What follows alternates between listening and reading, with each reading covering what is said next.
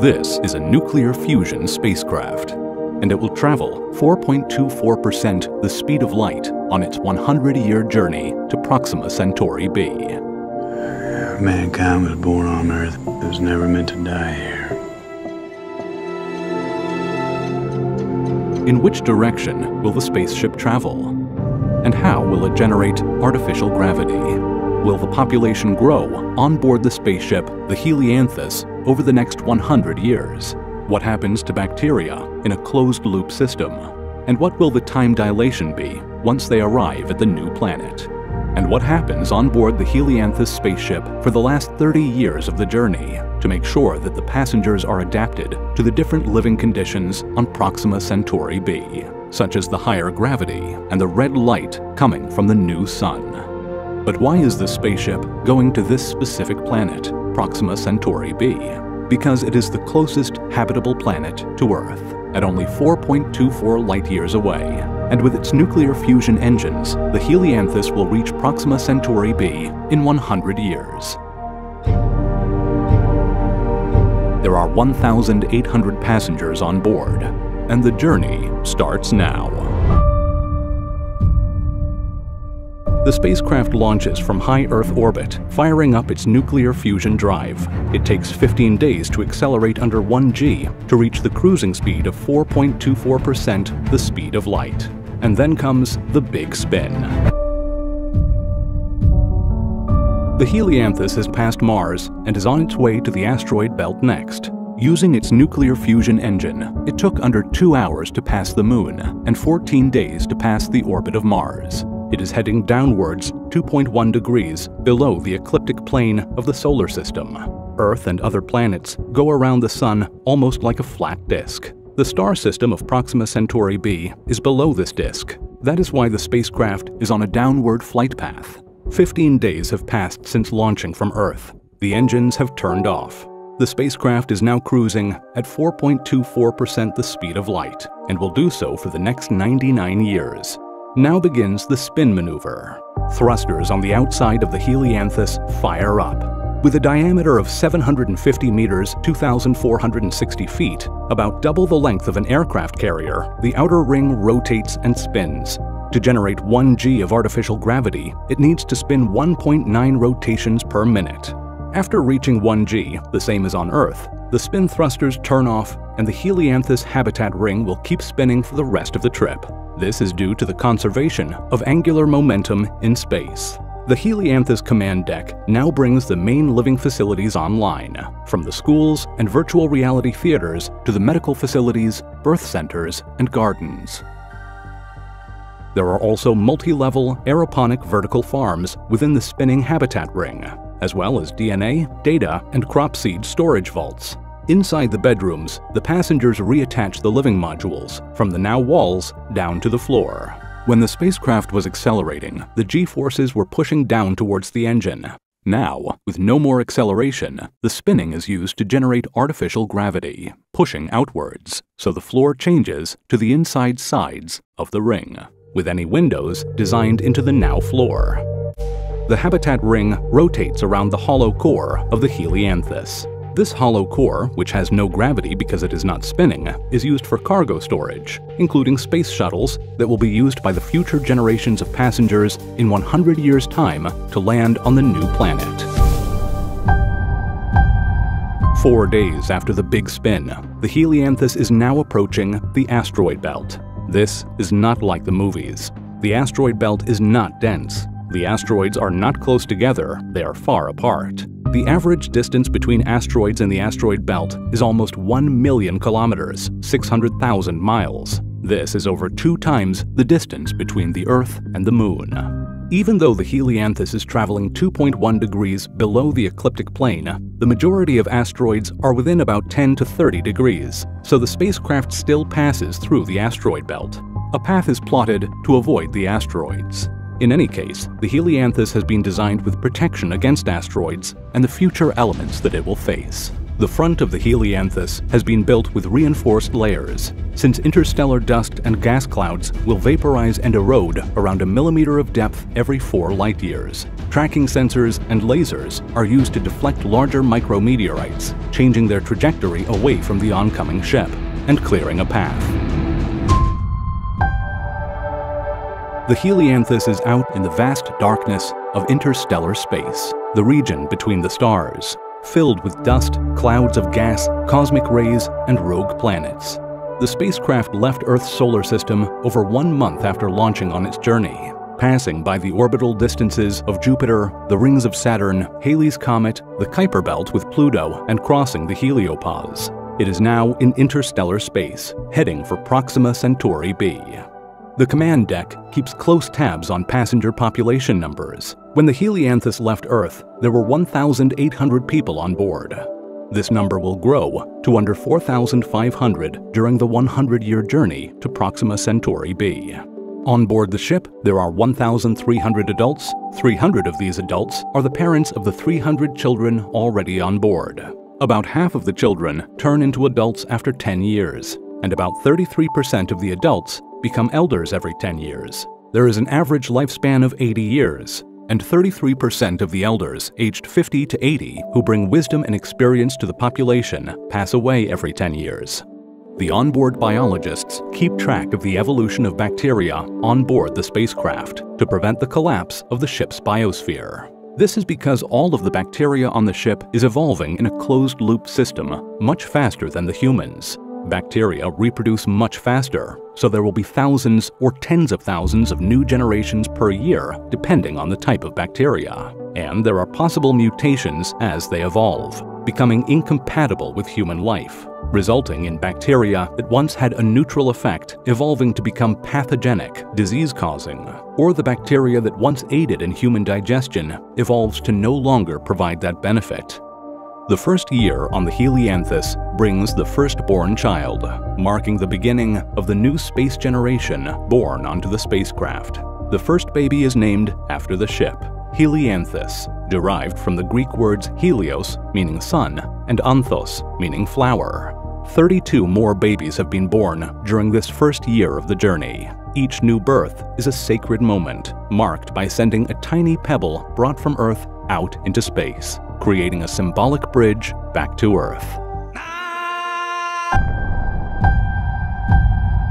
The helianthus is 0.424 light-years from Earth, over 4 trillion kilometers, 2.4 trillion miles. The communications delay back to Earth has grown to 5 months and 1 day to send a message one way. And there is already time dilation. 10 years have passed on the spacecraft, but on Earth, 10 years and 3 days have passed, and this difference will only get larger as the spacecraft keeps traveling at 4.24% the speed of light for the next 90 years.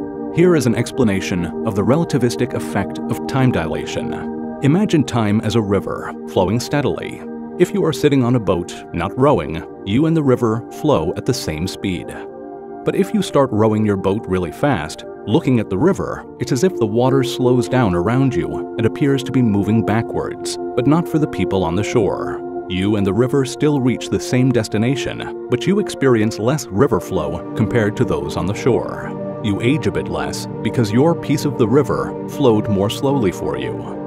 How many extra days will pass on Earth when the spacecraft arrives at Proxima Centauri b?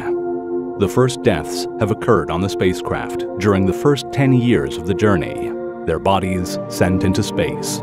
A ship-wide moment of silence takes place each time a passenger passes on, followed by a reading, talking about their future planet Proxima Centauri b and how the passenger has completed their duty, and their memory will live on forever on the new planet.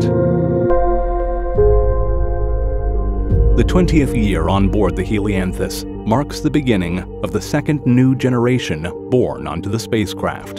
The population is growing, so genetic diversity is crucial in order for there to be a well-balanced population during the 100-year journey and beyond. This means having rules. On board the Helianthus, there are strict reproduction guidelines. There are rules regarding family size. To ensure each family has the same genetic influence on future generations, and to avoid reducing genetic diversity, each set of parents will have a similar number of offspring. This number is set at a minimum of 2 and a maximum of 3 babies. This is needed to maintain the replacement rate of the parents and at the same time avoid high population growth that will strain onboard resources. There is also generational staggering. Parents are to reproduce at different intervals to prevent age clusters of children, large groups of children with the same age. All of these rules have been put into place to avoid the collapse of the passenger population. Even where a family lives on the spacecraft is monitored. The command deck allocates living quarters to different parts of the ship, creating a rotation system, making sure that individuals from different family units are more likely to interact. This ensures a regular mixing of the gene pool. And when it does come time to reproduce, couples undergo genetic counseling. Their genomes are sequenced to determine genetic compatibility and to understand any potential risks. If there are any issues, there are alternative options available on board, such as the Artificial Womb Lab, or using cryogenically frozen spermatozoa and egg samples brought from Earth. All of these guidelines are especially important for the initial generations of passengers. Having a highly genetically diverse population to start with makes it easier to maintain that diversity over the 100-year journey and beyond. The Helianthus is 1.27 light-years away from Earth and 2.97 light-years away from Proxima Centauri b. The communications delay with Earth is 1.27 years to send a message one way. The first generation of children born onto the ship have now reached mature adulthood. Soon, they will transition to junior leadership roles and advanced operational duties. The 1,000th baby is born. It has also been given the ship's name, Helianthus. Other common names on the ship include Elysium, Helios, Surya, Apollo, Terra, Joro, and Centauri. Even this far away from Earth, Earth-based mythology continues to live on. There is talk on board the spacecraft of changing the planet name Proxima Centauri b to something more human or even more spiritual in nature. The Helianthus is entering the 50th year of its journey, the halfway mark. Looking out of the windows, the passengers start to see a distinct but faint star. This is their new host sun, Proxima Centauri. From this point forward in the journey, the star gets brighter and brighter with each passing year. The passengers have changed the name of the star. They have given their new sun the name Helios. It is a red dwarf star, and its brightness is much lower than that of Earth's sun, at 65% the brightness. Future generations on Proxima Centauri b will be living with a lower light level of early evening on Earth, but the planet orbits its star much closer than Earth orbits the sun. 1 year is only 11 days. Their sun will appear larger in the sky, and the light will have a reddish color. The Helianthus ship will make changes to help the future passengers adapt to the new light and gravity. The Helianthus is now 2.54 light-years away from Earth, with a communications delay of 2.54 years to send a message one way. There is a time dilation of 60 years passing on the spacecraft, while 60 years and 19 days have passed on Earth. The passengers have renamed their destination planet Proxima Centauri b. The name has evolved over the years and has now been replaced by the new official name, Elysia, a paradise where heroes and the righteous go to ensure the continuation of humanity. At this point, 60 years into the journey, the command deck initiates the gravity evolution spin sequence. Since the gravity on Elysia is slightly higher than on Earth, the spin thrusters will be periodically fired up over the next 30 years to slowly increase the spin of the habitat ring, increasing the gravity on the spacecraft, so that for the last 10 years of the journey, the passengers, the new generations of humans, will be used to living under the heavier gravity that they will soon face on their new home planet. The expected gravity on Elysia is set to be around 1.026 times that of Earth, making it just slightly stronger. A person who weighs 50 kilograms, 110 pounds on Earth, will feel as if they weigh 51.4 kilograms, 113 pounds on Elysia. This slight added gravity means increased stress on the heart and cardiovascular system. The bones and muscles also undergo changes, becoming denser to support the higher gravity. The body's fluids redistribute slightly, leading to increased blood pressure in the lower limbs. And over time, the human species will become shorter on average, with a more compact body shape to be more energy efficient in the higher gravity environment. As the gravity slowly increases on board the Helianthus over the next 30 years, the lighting will also be adjusted. The lights on the spacecraft will slowly turn red and less bright, to match the dark red light seen from the new sun, Helios, when living on the new planet. In a world with less light and a red hue, human eyes will adapt and evolve in several ways. The iris could turn a shade of amber or gold to optimize for the red light. Pupils could be larger to allow more light in, making the eyes look darker overall. The white part of the eye, the sclera, would also become more pigmented to reduce glare and improve vision in the dim light. So while Earth humans have a variety of eye colors and a white sclera, these future Elysian humans could have a darker sclera and golden irises. There have been onboard rumors of hidden cryolabs and hibernation pods, where wealthy individuals from the Earth planet have paid to be frozen and taken along on the journey to be woken up at the new planet. The more creative passenger types conjure up other folklore that these frozen beings plan to colonize and rule over the inhabitants when they reach their new home planet.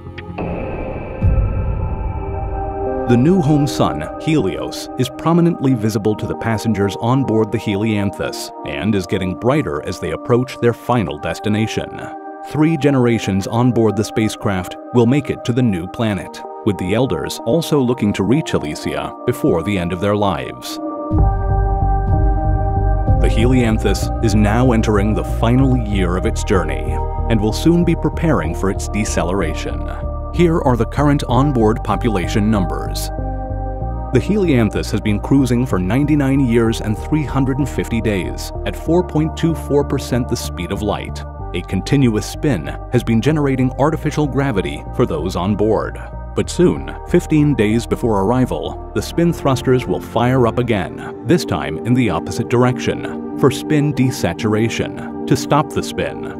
Then the Helianthus will perform a flip maneuver so that the engines are pointing towards Elysia, formerly Proxima Centauri b. When the engines fire up, this will be the deceleration burn to reduce velocity over the course of 15 days at 1g, decelerating the spacecraft, slowing it down to enter the orbit of the new planet, Elysia. Elysia's gravity has captured the Helianthus and settled the spacecraft into a stable orbit around the new world. The passengers have arrived at their new planet. Because Earth's sun is much brighter, the passengers on board the Helianthus are still able to see the star in the sky, while people on Earth cannot see the passenger's sun, their red star, Helios. The spin thrusters are fired up again to generate artificial gravity as the passengers live on board, orbiting their new planet. A new ceremony is held, paying homage to the ancestors of the ship. 2,924 passengers have passed away, and 5,700 babies have been born. During the 100-year journey, there have been 7 generations who have lived on board the Helianthus ship. And while 100 years have passed on the spacecraft, 100 years and 33 days have passed on Earth. A message is sent from the Helianthus to Earth announcing their arrival. This message will take 4.24 years to reach Earth, and another 4.24 years for the spacecraft to receive a reply, a total of 8.48 years. The spacecraft will be communicating into the past. The passengers will soon take the shuttles stored inside the hollow core of the Helianthus down to the new planet, where they will begin assembling their new home base, which will be named the Elysian Fields. The first 10,000 days on Proxima Centauri b.